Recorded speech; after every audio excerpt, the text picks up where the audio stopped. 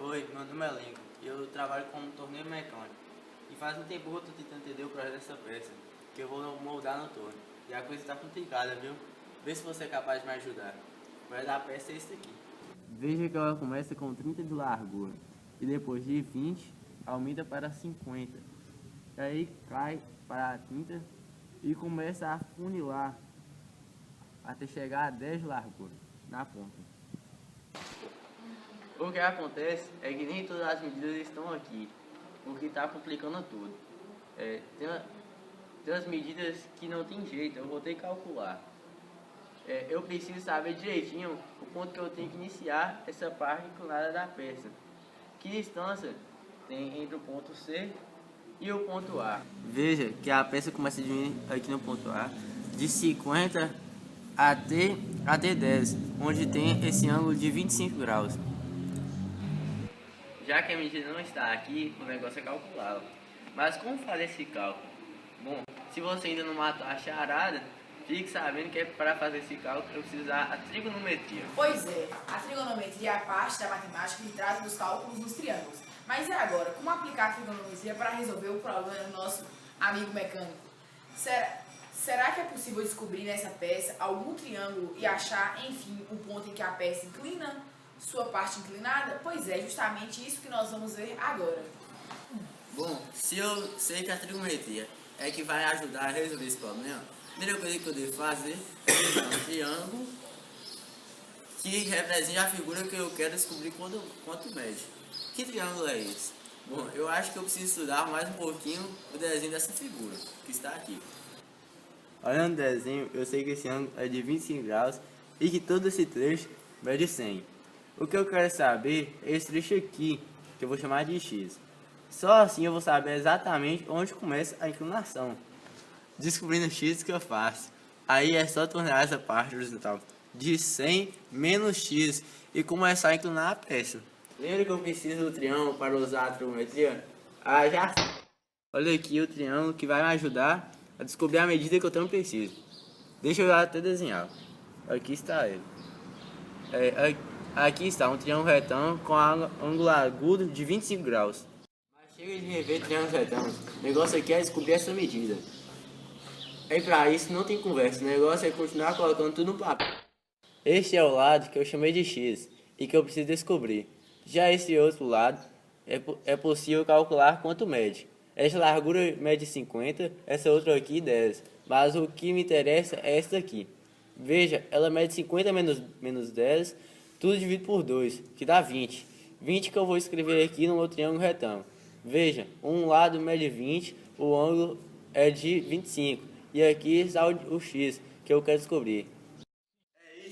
Esse é o X. Que isso, Nico? Falando sozinho?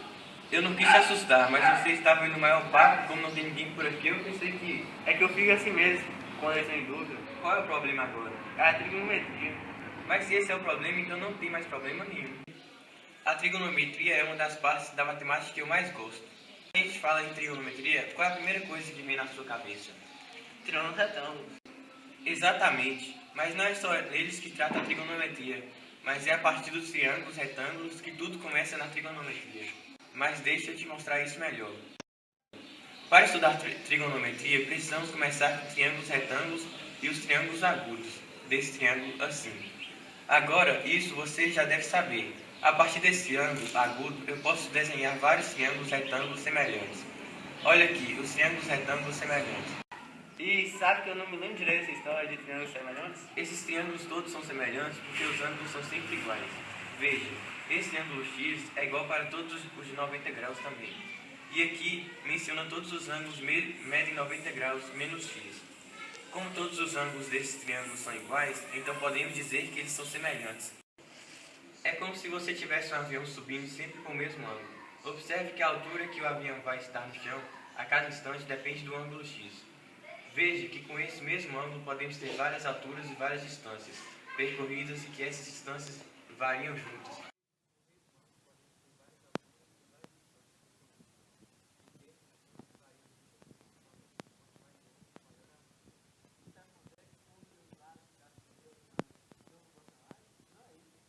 Você matou a charada. Agora a gente precisa dar nomes aos lados dos triângulos. Você se lembra desses nomes? Ah, isso eu não esqueci. O triângulo retângulo, os lados perpendiculares são chamados de catetos. E o lado oposto ao ângulo reto é chamado de hipotenusa. Mas se são dois catetos, como vou saber de qual estou falando? E agora? É muito simples. O cateto oposto ao ângulo x é chamado de cateto oposto. E o que fica ao lado vizinho ao ângulo x é chamado de cateto adjacente. Não é difícil. Você se lembra daquele exemplo sobre triângulos semelhantes? Que se a gente muda o ângulo, mudam também as proporções entre os lados? Ah, então é por isso que a gente diz que a trigonometria relaciona medida de lados com medida de ângulos. Exatamente. E você sabe o nome que as relações recebem?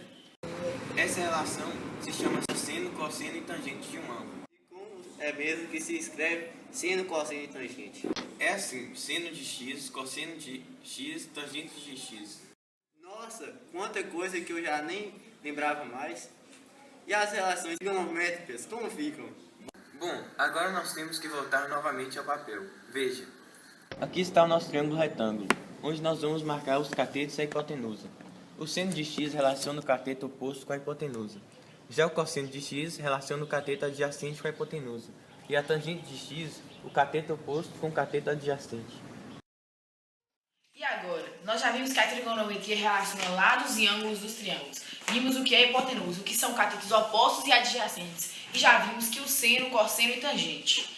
Mas será que essas informações todas podem ajudar nosso amigo Lincoln a resolver o seu problema? Como será que a trigonometria pode resolver isso? É claro que a trigonometria pode resolver o seu problema, Lincoln. Mas como?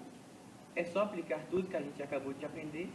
Chega mais. Olha, nesse seu triângulo, 20 é a medida do cateto oposto e x é a medida do cateto adjacente em relação a este ângulo de 25 graus. O que nós queremos saber é a medida de x, ou seja, o cateto adjacente. E o que nós temos é a medida do cateto oposto e do ângulo. Agora eu te pergunto, qual relação trigonométrica que a gente acabou de ver relaciona apenas dois catetos? É o seno, o cosseno ou a tangente? É a tangente.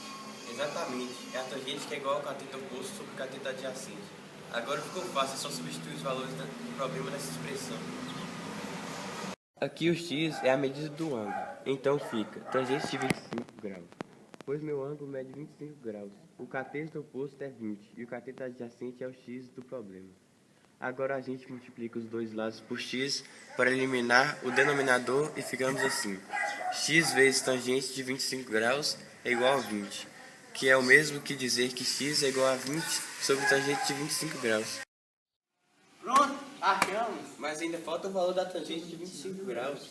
Ah, mas isso não é problema. Por quê? Você sabe?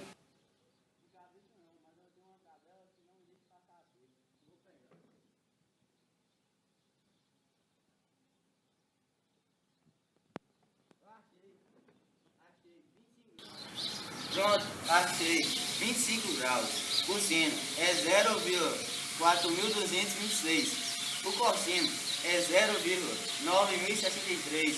E a tangente é 0,4663.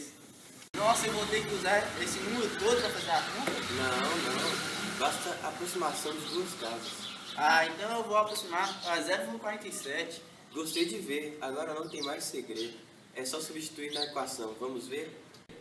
A gente tinha chegado até aqui, que x igual a 20, sobre tangente de 25 graus. Como o valor primário de tangente de 25 graus é 0,47, é só substituir. E com a ajuda da calculadora, eu vejo que dá aproximadamente 42 por 5. Agora eu posso finalmente fazer a minha peça. E tudo com a ajuda da trigonometria. Valeu!